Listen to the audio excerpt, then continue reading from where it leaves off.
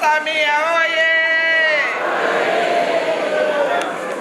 Mheshimiwa Mwenyekiti wa CCM wilaya Singida mjini, dadangu Lucia Mwiru, Katibu mwenezi wa CCM wilaya Singida mjini, Mheshimiwa Mstahiki Meya wa Manispaa Singida, Kaimu Mkurugenzi wa Manispaa, niwatambue baba yangu Mzee Kingu. Shikamoo baba. Mwenyekiti mstaafu wa chama, lakini Mama Chilolo ametoka, mbunge mstaafu na mwenyekiti wa UWT mstaafu, wajumbe wa kamati ya siasa ya wilaya, sekretarieti ya wilaya, viongozi wa dini, madhehebu yote mlioalikwa, kiongozwa na shehe wa mkoa, shehe wa wilaya, lakini wako maaskofu na wachungaji na mashehe wetu, walimu wa dini, lakini nitambue uwepo wa waheshimiwa madiwani wenzangu, lakini wenye viti wa serikali za mitaa, wako viongozi wetu wa chama ngazi ya kata kwa maana ya mwenyekiti, katibu na mwenezi, lakini kwa heshima sana wazee wangu wote mliohudhuria hapa, waandishi wetu wa habari, DJ wetu, bila kuwasahau vijana wetu wa itifaki, lakini wako wataalamu ambao kwa makusudi nimewaalika, na kama tutapata nafasi tukajadiliana, basi watoke na kitu kinachowakera wazee. Kwa hiyo yuko kaimu mkurugenzi ambaye ni mganga wetu wa wilaya, yuko mganga mfawidhi wa hospitali yetu ya manispaa, yuko mtaalamu kutoka ustawi wa jamii, mmemsikiliza kutoka bima ya afya, na wako madiwani, wenye viti wa mitaa, ambapo sisi kwa pamoja tunafanya kazi na jamii yetu. Kwa niliona ni vema wawepo hapa ili tutakacholiongea, tutakachojadili basi tuanze kazi leo. CCM oyee! Ndugu zangu, mabibi na mabwana, asalamu alaykum wa rahmatullahi wa barakatuh. Bwana Yesu asifiwe. Tumsifu Yesu Kristo. Habari ya mafiku mwafanga. Ndugu zangu, binafsi na kwa niaba yenu, kwa dhati kabisa nimshukuru Mwenyezi Mungu mtukufu mwingi wa rehema kwa namna ambavyo ametuwezesha leo tumekutana hapa. Lakini kipekee na kwa binafsi kutoka chini ya uvungu wa moyo wangu ni washukuruni nyote kwa kuitika mwito wangu. Asanteni sana. Lakini mnisamehe, ninajua umri wenu, umbali, hali ya hewa kabaridi, pengine kanjaa kameanza kuuma, lakini mmekubali kuvumilia ili tuijenge Singida yetu. Nawashukuru sana. Sambamba na hilo, niwatakieni heri ya mwaka mpya. Mwaka huu uwe mwaka wa kuanza upya, mwaka wa kujipanga upya, mwaka wa kusafisha nyoyo zetu, mwaka wa kukusudia amani, upendo na mshikamano miongoni mwetu.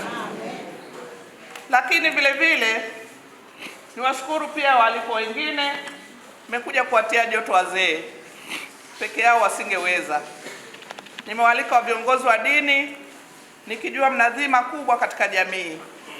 Mmekuwa mkitulea kiroho, lakini naona sasa majukumu yenu yanazidi, mnakwenda kutulea mpaka kimwili. Mnaingilia mpaka kazi ambazo hazikuwa zenu, lakini nia ni njema kwamba lazima taifa hili likae kama ambavyo liliasisiwa huko mwanzo. Niwashukuru sana kwa kuitika wito wangu. Ndugu zangu, sikuwa na jambo kubwa sana. Kwanza niliwaita kama alivyosema mwenyekiti, niliona sio vizuri kwenda huko kumkanisikia kwenye kata kabla sijakaa na nyinyi wazee wangu.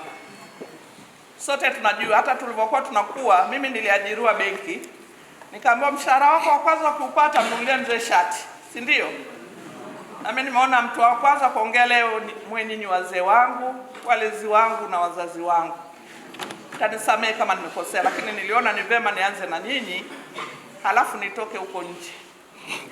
Lengo lilikuwa zuri tu, tusalimiane. Niwashukuru, mmeniunga mkono kwa dhati kabisa. Zile kura zote nilizopata, siwezi kusema ilikuwa ya huyu. Nyote nyinyi mlinipa kura, na washukuru sana.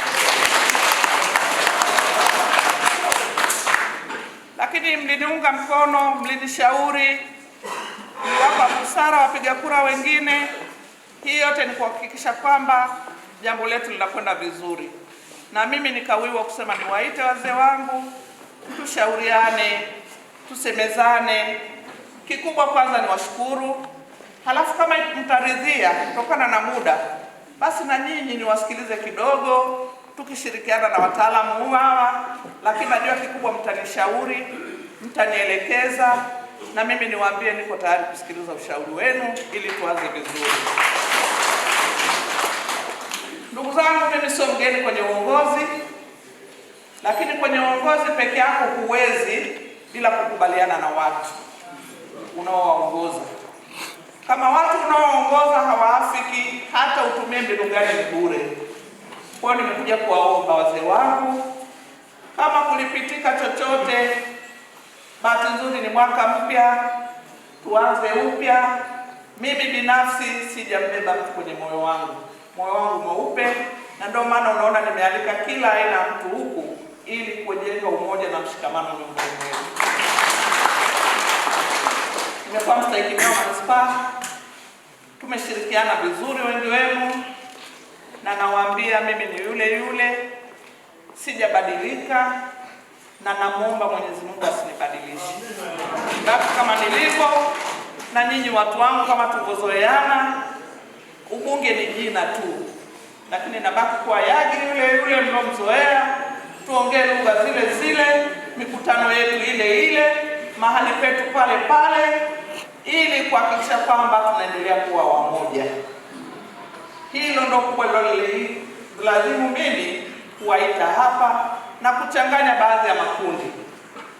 Nimesema nimewaita wenye viti wa mitaa, ndio wenye viti wa kamati za ulinzi na usalama za mitaa, ndio tunaokaa nao kila siku, tunawagongea milango, si ndio? Ndio anayejua mzee fulani anakaa wapi, ndio anayejua nini kinaendelea, lakini ndiye anayebeba taarifa na kuzipeleka kwenye kamati ya maendeleo ya kata, anawakuta madiwani, na mimi ni diwani, si ndio? Kwa hiyo tukitengeneza cheni hii, tutafikiana vizuri, tutasemeana vizuri, lakini tutakuwa wazi kujua hapa panawezekana, hapa panashindikana. Lakini kikubwa, najua tuna changamoto nyingi, zipo tunazoziweza kati yetu, si ndio? Zipo ambazo hatuziwezi. Kwa hiyo tunajadiliana na tunaamua hili ni letu sote, twende tukalifanye kwa njia moja mbili tatu. Hili liko nje ya uwezo wetu, tulibebe tulipeleke mahali fulani, kama ni halmashauri, kama ni bungeni kwa maana ya serikali kuu, lakini tunakuwa kila mtu anajua nini kinaendelea. Usiwe na mgeni katika shughuli za maendeleo. Tusimwache mtu nyuma akawa hajui nini kinaendelea. Kwa hiyo niwaombe sana wazee wangu, leo nimeanza hivi, tutaendelea na utaratibu huu, na bahati nzuri mna siku yenu ya wazee tarehe 1 mwezi wa 9 kama sikosei. Nitakuwepo na nyinyi bega kwa bega kuhakikisha tunaandaa shughuli hiyo, na wazee wengine ambao hawakuhudhuria wanahudhuria ili sauti ya mzee isikike. Wazee wana mambo mengi. Niwapongeze sana kwanza, nyinyi mmetumia umri wenu wote katika kuijenga nchi hii. Tukisema katika kuijenga nchi hii, wako wanaosema mimi sikuwa mtumishi. Hapana, kule kulima kwako kulisaidia serikali watu hawakufa njaa. Watumishi waliokuwa watumishi wa serikali nao walitumikia nchi hii, lakini kila mtu kwa namna yake alitumia nguvu zake, umri wake, akili yake na uwezo wake kuhakikisha kwamba anafanya kazi yake kwa wakati huo, na ndio kujenga nchi. Leo alitumia neno gumu daktari, nataka kumkataza, anasema tunakufuata taratibu. Sasa unatutisha daktari. Sema tunaendelea kukua, kwa sababu tunakufa. Niliona wazee wanaanza kuangaliana nani atatangulia hapa. Ni sahihi aliposema tunaendelea kukua, nguvu zinaisha, na nguvu zinapoisha changamoto nyingi zinatokea. Mzee leo akiamka anakuambia bega limekataa, kesho anakuambia mgongo unauma, kesho kutwa miguu imekataa. Kwa hiyo ni kundi ambalo linataka uangalizi mkubwa, lakini bahati mbaya sana wazee wamekuwa wakweke. Mzee mmoja anaweza kulea watoto 8, kweli si kweli? Lakini watoto 8 hawawezi kumlea mzee mmoja. Mzee anajikuta mpweke, matokeo yake yanazidi kwa ile kauli ya dokta anazidi kufa haraka haraka, sio pole pole, haraka. Akiangalia ameamka na njaa, nyumbani yuko peke yake, hakuna mtu anambishia hodi, hakuna ugonjwa mbaya kama upweke.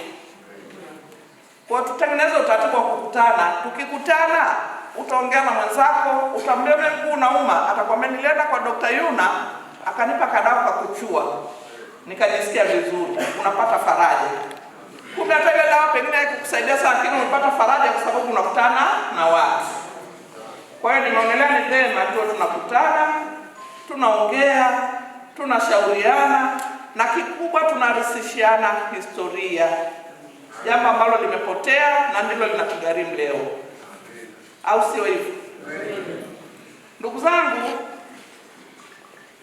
nimerudia tena kuwashukuru kwa namna ambavyo mmeniamini, na mimi niwaahidi sitawaangusha. Lakini mimi ni binadamu, na binadamu hajakamilika. Niwatoe hofu. Niko tayari kushauriwa, niko tayari kukosolewa, lakini niko tayari kufinywa kidogo ili nirudi kwenye mstari. Kwa wazee wangu, usiniogope. Wakati wowote kweli inauma, lakini kweli itakufikisha mahali ambapo umekusudia. Naomba mwe karibu na mimi, mnilee, mnishauri, mnielekeze, na mimi nitafuata mashauri yenu. Baada ya kusema hivyo, niwaambie salamu za Mama Samia Suluhu Hassan. Mama Suluhu Hassan anawapenda wazee. Mama Samia anawapenda makundi maalum. Mama Samia anayapenda Watanzania wote. Amesema vizuri mwenyekiti hapo kwamba Mama Samia amefanya mambo mengi. Mimi sidhani kama kuna mtu anabishana na kauli hiyo. Sote ni mashahidi, tumekuwa katika awamu zote, na niwaambie jamani, mimi nimezaliwa hapa tulipo. Mimi nimezaliwa hapa, ilikuwa shule inaitwa Kweli, sasa ni VETA. Nimekulia hapa, nimesoma darasa la kwanza mpaka la 7. Halafu ndo nikaenda sekondari Moshi, lakini nikarudi kuendelea kukaa hapa. Kwa hiyo tukiongelea Singida wote tunaijua, kweli uongo? Mimi nilikuwa natumwa Kibiriti tu Utemini. Kibiriti tu hichi. Natoka hapa Kweli nakimbia mpaka Utemini kwenda kununua Kibiriti. Lakini leo maendeleo, kutoka hatua 10 duka. Ukitoa hatua 10 umepanda bajaji. Leo mtu anatoka Majengo kwenda soko kubwa, hakubali kwenda kwa miguu, unamkuta kasimama barabarani. Nini? Anakwambia nangoja bajaji. Wakati mimi baba yangu alistaafu nikahamia mjini, nikawa natoka mjini na kuja kusoma Kweli mpaka nikamaliza darasa 7. Mtaona ni namna gani tumetoka mbali na namna gani sasa nchi imebadilika. Na nyinyi wazee ni mashahidi. Sasa ushahidi wenu mnatakiwa mtudhihirishie na mtufundishe na mtukumbushe, ili haya yanaendelea watoto wetu, ndugu zetu, jirani zetu wasidhani kwamba haya yanakuja bure. Kuna watu wamepoteza nguvu zao kama nyinyi. Kuna watu wameumiza akili zao kuhakikisha nchi inabadilika. Leo tumeruhusu chuki na vurugu kuwa suluhisho, kitu ambacho hakiwezekani. Hakuna gharama ndogo au mbaya zaidi ya kuharibu amani. Utaharibu kidogo, lakini kuirejesha ni kazi. Tumshukuru Mwenyezi Mungu, kwetu haikuchukua wiki, hali ilitengamaa. Lakini waangalieni wenzenu Kongo leo na miaka zaidi ya 20. Kila siku mtu na godoro, kila siku mtu na ndoo ya maji kichwani, anahama hajui anaenda wapi. Kwa nilikusudia kuita makundi haya yote ili tuone, tutafakari na tukatae mambo haya. Wako wanaotumia dini kutengeneza siasa, lakini wako wanaotumia siasa kutengeneza dini. Hivi vitu haviendi.